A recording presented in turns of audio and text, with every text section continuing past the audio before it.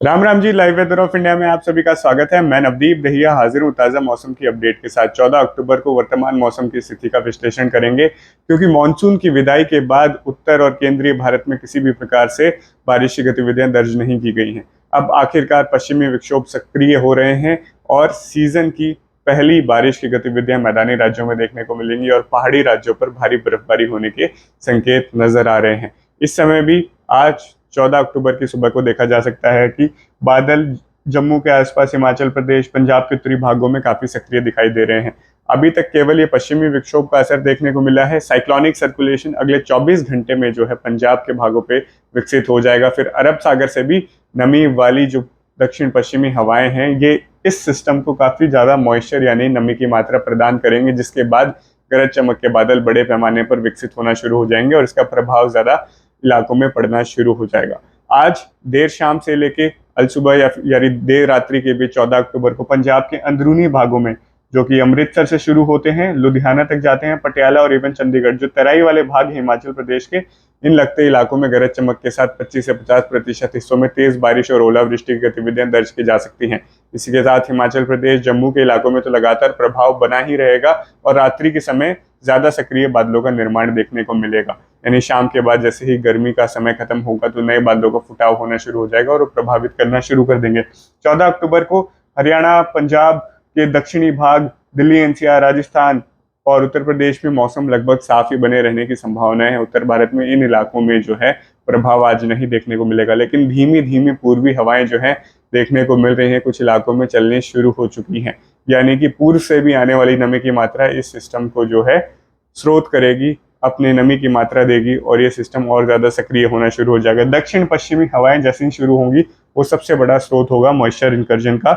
इस स्थिति में ये सिस्टम काफी ज्यादा सक्रिय होकर उत्तर भारत को अनयूजुअली, मतलब सामान्य तौर पर अक्टूबर में इतनी बारिश नहीं होती है, इस प्रकार का ये सिस्टम बनने वाला है। विंड पैटर्न भी हम देख सकते हैं कि किस प्रकार से बनेगा।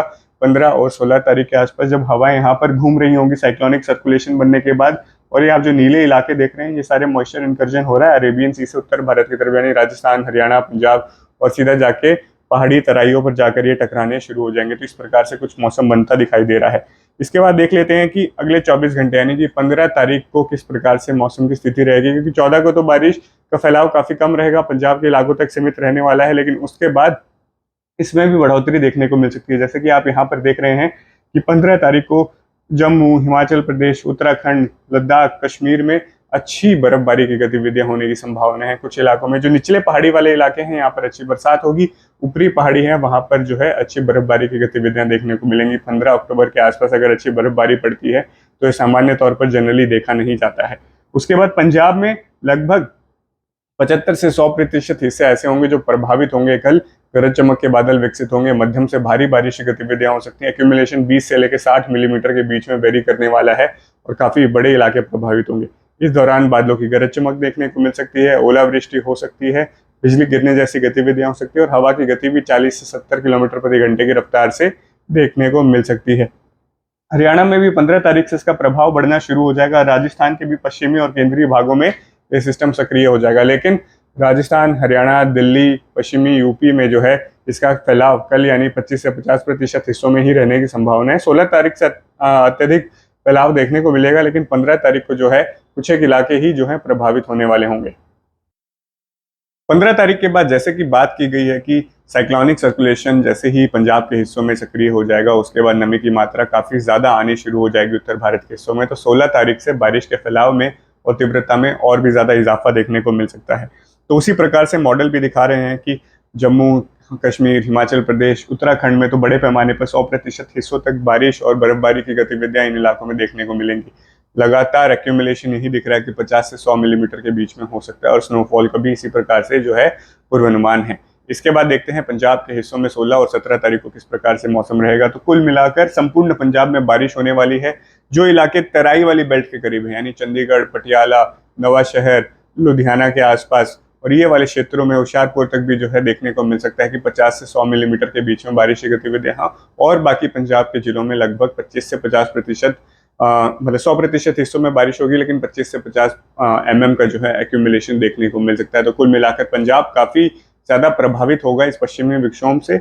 और उसके बाद 16 और 17 तारीख को जो है हरियाणा, राजस्थान और पश्चिमी यूपी और केंद्रीय यूपी के हिस्सों में भी जो है बारिश का फैलाव बढ़ेगा। लगभग पूर्वानुमान है कि 50 से 75% हिस्से प्रभावित होंगे और बारिश का एक्यूमुलेशन भी 20 से लेकर 50 मिलीमीटर के बीच में रहने वाला है। तो कुल मिलाकर अच्छी बारिश की गतिविधियां हरियाणा, दिल्ली, एनसीआर, यूपी और राजस्थान को भी प्रभावित करेंगे। कुछ मुख्य शहर जो गंगानगर, बीकानेर, जैसलमेर, जोधपुर तक भी बारिश की गतिविधियां देखने को मिलेंगी। फिर अरावली वाले क्षेत्र होंगे राजस्थान में, जहां पर गरज चमक के बादल दोबारा विकसित होना शुरू हो जाते हैं। भीलवाड़ा, अजमेर, जयपुर के आसपास, अलवर तक यहाँ पर भी अच्छा फैलाव रहेगा और अच्छी बारिश की गतिविधियां होने की संभावनाएं हैं।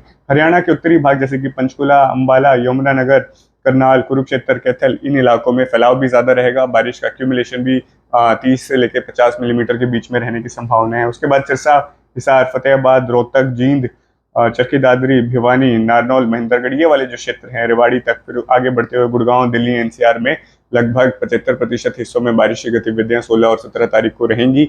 लेकिन बारिश का जो एक्यूमुलेशन है, यानी कि मात्रा जो है बारिश की, वो लगभग 10 से लेकर 30 मिलीमीटर के बीच में रहने की संभावनाएं हैं।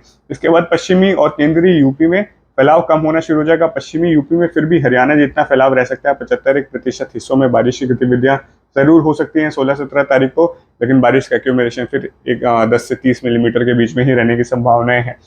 केंद्रीय और पूर्वी यूपी में थोड़ा बहुत प्रभाव होगा सीमित मात्रा में, लेकिन यहाँ पर जो है काफी कम इलाके प्रभावित होंगे, यानी 0 से 25% इससे ही प्रभावित होंगे और एक्यूमुलेशन भी 10 मिलीमीटर के बीच या फिर अंदर ही बारिश की गतिविधियां रह सकती हैं। थोड़ा बहुत चिन्हित प्रभाव गुजरात के कुछ अंदरूनी भागों में और मध्य प्रदेश के ऊपरी चंबल वाला जो इलाका है, ग्वालियर के आसपास, यहाँ पर देखने को मिल सकता है कि चिन्हित इलाकों में कुछ 0 से 25% हिस्सों में हल्की से मध्यम बारिश की गतिविधियां हो जाएं। उससे ज्यादा प्रभाव इस सिस्टम का नहीं देखने को मिलेगा। तो कुल मिलाकर 15, 16, 17 तारीख को उत्तर भारत में मौसम काफी ज्यादा सक्रिय रहने वाला है। पश्चिमी विक्षोभ पहली बार सर्दियों के मुकाबले अगर देखा जाए तो जैसे जनवरी में पश्चिमी विक्षोभ आते हैं, कुछ उसी प्रकार से इंटेंसिटी इसकी रहने वाली है।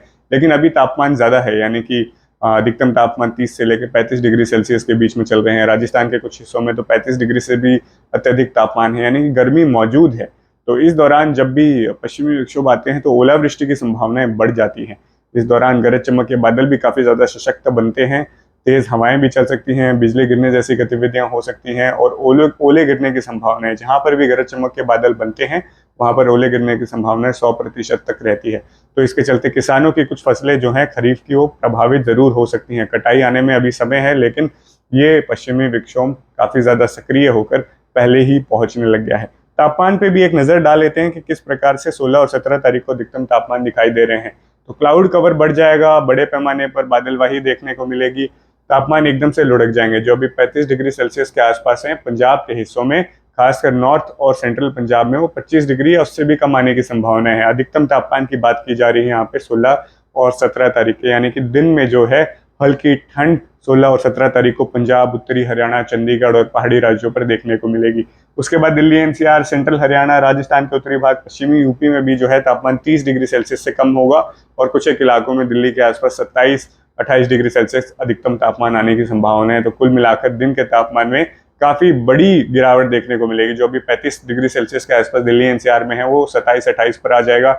पंजाब में भी जो अभी 33 से 35 डिग्री सेल्सियस के बीच में अधिकतम तापमान है, वो 25 या उसके नीचे आ सकता है। तो 10 डिग्री सेल्सियस का जो है एनॉमली डेल्टा इस इलाके में देखने को मिलेगा। तो एकदम से जो है आपको लगेगा कि ठंड आ रही है और तापमान में गिरावट हो रही है और साथ में जो है बारिश की गतिविधियां तो होने ही वाली हैं। इस पर विस्तार से आगे भी विश्लेषण करेंगे और कल लेटेस्ट अपडेट देंगे कि 16-17 तारीख को कौन से जिले में ज्यादा प्रभाव होने की संभावना है उत्तर भारत के राज्यों में, क्योंकि पश्चिमी विक्षोभ तो अब सक्रिय हो चुके हैं और आने वाले अक्टूबर में भी मौसम थोड़ा सा इंटरेस्टिंग रहने वाला है, क्योंकि अरब सागर में साइक्लोन बनने की स्थिति भी जो है नजर आ रही है। अगर पश्चिमी विक्षोभ एक्टिव रहते हैं तो ये देखा गया है कि वो जनरली रिकर्व करते हैं सिस्टम को, तो भारत की तरफ बढ़ने के चांसेस भी हो सकते हैं। और अगर जेट स्ट्रीम्स जो हैं वो ज्यादा डिप नहीं करती हैं इस पश्चिमी विक्षोभ के बाद, तो ये भी हो सकता है कि वो लगातार पश्चिम की तरफ ही बढ़ता चले जाए। तो इसके ऊपर भी लगातार विश्लेषण होते रहेंगे और आने वाले दिनों में जो है आपको latest updates live weather of India के यूट्यूब चैनल पर मिलती रहेंगी। यह वीडियो देखने के लिए आपका बहुत बहुत धन्यवाद।